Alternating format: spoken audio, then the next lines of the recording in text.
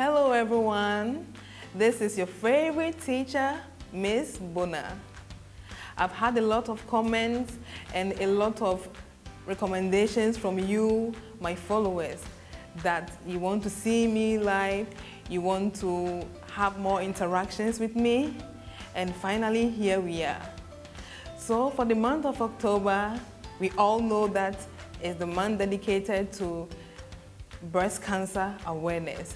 So October is pink, and we are going to be talking more about breast cancer, breast care, and everything that you need to know about the breast.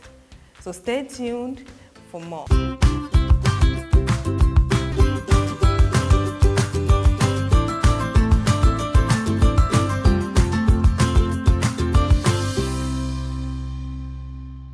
One may ask, what is the breast? The breasts are two granular organs found on the chest of both male and females. However, women have larger breasts than the males, and this is one of the most distinguishing features between males and females. Aside the breast beautifying the bodies of women, it also has several importances, like lactating babies and also for sexual pleasure. And this is the main reason why we need to take very good care of the breast. When young girls reach puberty, between the ages of 8 to 15, they begin to shoot breasts. And at this point, so many cultures have different ways of ushering girls into womanhood on the offset of puberty. In Ghana, we have some cultures like that of the Ashantis and the Krobos, like the Dipo and the Bragro, which they use to usher these young girls into adulthood. This is a very positive cultural practice. Unfortunately, not the same thing can be said for every culture. In some cultures in Ghana, Togo, Benin, and Sierra Leone, they practice what is called breast massaging. Others choose to call it breast flattening. This is the use of hot metals, ladles, wooden objects, grinding stones, and so many other stuff to press the breast very hard in order to flatten it.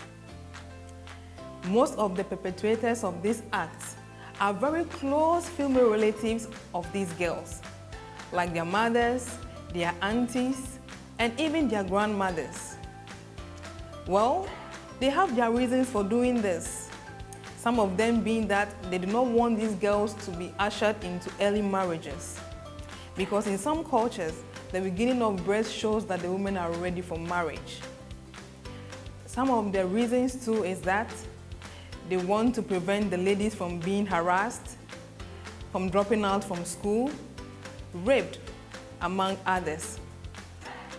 While these reasons might sound a little bit good, this practice has effects on the ladies. There hasn't been any scientific report to back the fact that breast ironing or breast flattening has medical effects on the ladies. But then, the kind of equipment that are used, the amount of force that is applied on the breast, and the lack of care after this procedure has side effects on these ladies. Some are depression, it distorts the shape and the size of the breast, and it even affects the academics of the ladies because it causes trauma. This particular process is very painful. I mean, imagine someone using a very hot iron on your breast. How will you feel? As a result of this, it causes trauma to the ladies and affects their academics. And this does not augur well for the ladies, although their mothers have a good idea behind doing this. How then do we prevent this? If you are a young girl and your mother or any relative of yours wants to do this to you, you can report her to your school authorities. You can find an opinion leader in your community who you know does not support this practice to stand and speak on your behalf. At the extreme, you can go to the point of even reporting to the Ghana police. They have the Domestic Violence and Support Unit, which is the DOFSU. you can report these issues to them. I think that a lot of education has to go on between stakeholders in culture, law, and also relevant social society groups on the effects of breast flattening or breast ironing.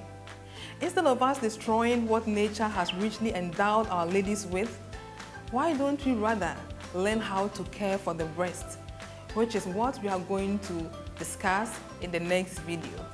Thanks so much for watching. I hope you subscribe to my channel, you like, comment, and share. Thank you very much. Once again, this is your favorite teacher, Miss Buna. Bye.